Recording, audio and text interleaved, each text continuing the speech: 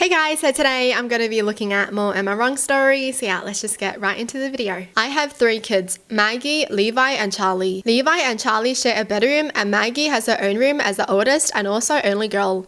Maggie is a great kid. She does her homework, helps with chores without too much complaint, doesn't bug her little brothers too much. The issue is that when she gets up to use the bathroom at night, she slams her bedroom door on her way out and back in. When she gets up in the morning or goes to bed at night, she slams it. Pretty much anytime she enters or exits her room, the door gets slammed. And it's only her door, none of the other doors in the house. It shakes the walls and frequently wakes up everyone else in the house. Her brother's room shares a wall with hers and our bedroom is directly above theirs. We've talked to her about it and asked her very politely to please be more mindful about it, because it is disturbing the rest of us, but it's in one ear and out the other. We try being more forceful about it, saying that if she continues to slam her door, there will be consequences. Still, nothing changes. It all came to a head the other night when she got up to use the bathroom and all 4 of us were woken up by the slamming. I have to be up at 5 a.m. for work and I've had enough of the broken sleep and came downstairs and knocked on her door.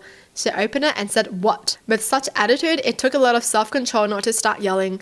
I told her as calmly as I could that if she slammed the door one more time, she was going to come home and find it gone. She proceeded to yell at me to leave her alone and then slammed it 5 times as hard as she could. Well, the next day, Friday, she went to school and my husband and I both had the day off, so we took the door off the frame and installed a curtain rod with a nice heavy curtain over the door instead. She came home and freaked out. She said we're being emotionally abusive and taking away her right to privacy. She sulked all weekend and won't talk to us now. My mother says I'm wrong because I overreacted, but she doesn't have to deal with the house shaking. Overreacting? What? Nah. She wouldn't even get a freaking curtain from me. I want to add that we completely respect each other's privacy in our house, which is why we hung up a heavy curtain and made sure that we couldn't see through or around it. We even put little Velcro pieces on the wall and curtain slides so it stays in place. She still has her physical privacy, which she's absolutely entitled to, but can't slam a piece of fabric. We also never and still don't just go into her room unannounced and still knock on the wall to ask permission to enter. We've told her we'll happily put her door back on once she agrees to respect the no slamming rule. Yeah, this person didn't do anything wrong. They asked their daughter like so many times to stop slamming the door because people need to sleep. Like, bro, if this was me back then as a teenager and I slammed the freaking door, I'm dead. You know? I won't even have a chance to put a curtain on. I'll just be dead. Honestly, I wasn't even allowed to like lock the doors. Alright? My parents were like that strict. Maggie honestly needs to learn the consequences if she's gonna do something bad. Like, what the heck? She thinks she owns the house or something.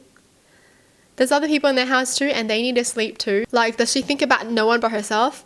Yes.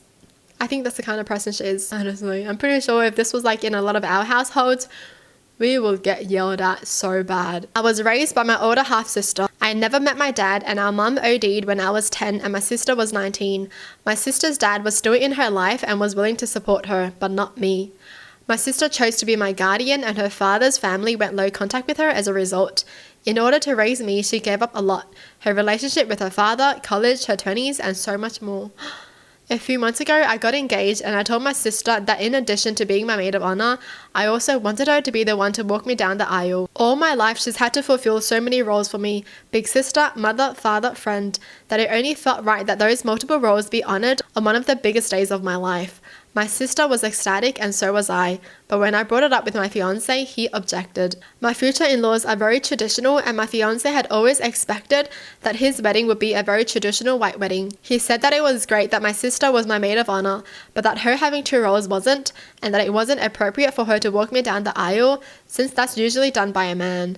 Apparently his family had assumed that my future father-in-law would be the one to give me away since I don't have any male relatives. Ew. Sorry.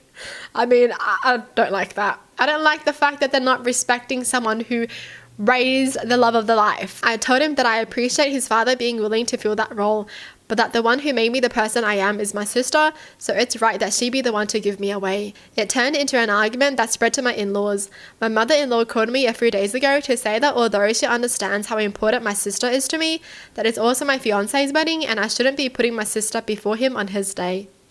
I definitely heard her on that, but this is still important to me. At this point, my sister has even said that she doesn't mind just being the maid of honor and that she doesn't want to turn my happy day into something stressful. So now it's just me holding out and being stubborn, but I really don't want to concede on this point. Am I being wrong? Nope. Honestly, if it wasn't the father-in-law, it would be her own father, but her father didn't even want her. So the only right person to hold her hand and walk her down the aisle would be her sister. You know, the person who raised her. Like, okay, it's her fiance's wedding too, but he's not the one who's getting walked down the aisle. I'm stubborn, so I would hold it out too. Like, I want the most important person in my life to walk me down the aisle, and you're not going to respect that. And if he wants to be walked down the aisle, then cool, his dad can walk him down the aisle, and then her sister can walk her down the aisle. There, done. Happy. Everyone's happy. I hate that they brought up like the gender stuff, you know, but it's normally done by a man, so you can't have your sister walk you down the aisle because traditionally it's done by a man. Yeah, well, doesn't mean it always has to be done by a man, you know. Things change, okay? Things are changing now. Who cares? Alright, moving on. I'm 32, my sister is 28, and we've always been incredibly close. Point in case, she was the first person I told that I was pregnant. Besides my husband, of course. I told her that I was going to tell our parents and my husband's parents around the 10-week mark, but she told me that I should hold off until her wedding in September. I'd be like 4 months along at that point, so I wouldn't be showing really, and she thought it would be so special for her to be able to make an announcement about a special guest at her wedding, and it being her first niece or nephew and my parents' first grandbaby. I agreed because it seemed like it meant a lot to her, and again, we were super close and I was happy to do that for her. Turns out the first trimester was awful with morning sickness and exhaustion. I would have preferred to be able to talk about it with my mum, but I was willing to grin and bear it out for my sister's wedding. Well, the wedding came along, and about halfway through the night, I asked her when the announcement was happening. She told me that she had changed her mind and that her wedding didn't seem like a good time or place to announce my pregnancy. I was obviously super upset since I went through a really awful first trimester with only my sister and husband to lean on. I decided I wasn't going to put the announcement on hold any longer just for her. So my husband and I pulled my parents aside and quietly told them to keep it a private for the evening. They were thrilled, lots of hugs, a few tears, but a very touching and private moment. Literally, no one else found out until I announced it on Facebook a week later. My sister found out around the same time as my Facebook post where my dad mentioned how we told him about it. And she texted me and called me a bitch who made her wedding about myself, and she hasn't spoken to me since. I've messaged her and apologized probably a dozen times since then. And now she refuses to come see her little nephew, who's almost a month old at this point. My parents and partner think I did nothing wrong since she went back on her word, and that I should just wait it out and she'll come around. I'm obviously unsure, as clearly this has made her so upset with me, and we were so close before. Ooh. It's hard because the sister was like, okay, I will announce it during my wedding and then everyone will know during my wedding.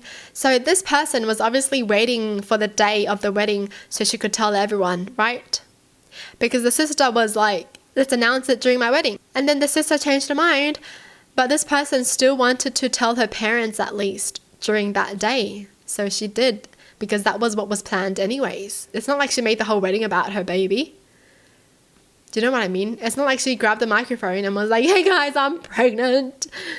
She didn't do that. She just told her parents and no one else knew. And then she posted it on Facebook a week later. So it didn't really change anything for the wedding because the sister didn't even know that she told her parents during the wedding. She only knew after she saw the Facebook post. So during that day, the wedding was still about her. So I don't know why she's so upset though. Alright, moving on. I live with my husband and our son. My sister is still in college and has to move out with us 3 months ago because she had some issues with her roommates. Things were going fine until this argument. Also, she doesn't work, but my parents sent her some money for textbooks and groceries, although she barely ever has contributed to the household since she moved in with us. We also live in a different state from our parents and family, so I'm basically throwing her in the streets by kicking her out, which will make me seem like a big ass. So, my son comes back from school at around 3 p.m. to 3:30. My husband works until 6 and I work until 5, although sometimes I have to stay an hour or two extra. This is not normal, maybe 3 or 4 times per month when we're behind in a project. We had a babysitter that would wait until he's back. He comes back home via the school bus and will stay with him until me or my husband come back from work. However, she recently discovered she's sick and told us that she can't continue working as she has to go through treatment. We thanked her for telling us and wish she would get better soon. I asked my sister to babysit our son until we can get a new babysitter, given that she doesn't have classes at that time. She told me she never agreed to babysit when she moved in here and that I should have told her beforehand so she could find somewhere else to live. I told her that I knew this wasn't our agreement, but this was something exceptional since our babysitter has medical issues.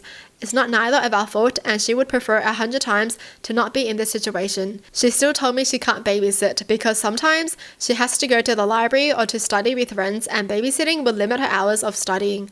I got angry, maybe too angry, so I told her that we never asked anything from her. We helped her because we wanted to be kind to her, and yet she can't even compromise to stay a few hours home just until we find a new babysitter. I ended up telling her that she has a week to leave because we will not be providing food or a roof to a bitch like her. One of my son's friend's mum is taking care of my son now. They go back to her home together and I pick him up later.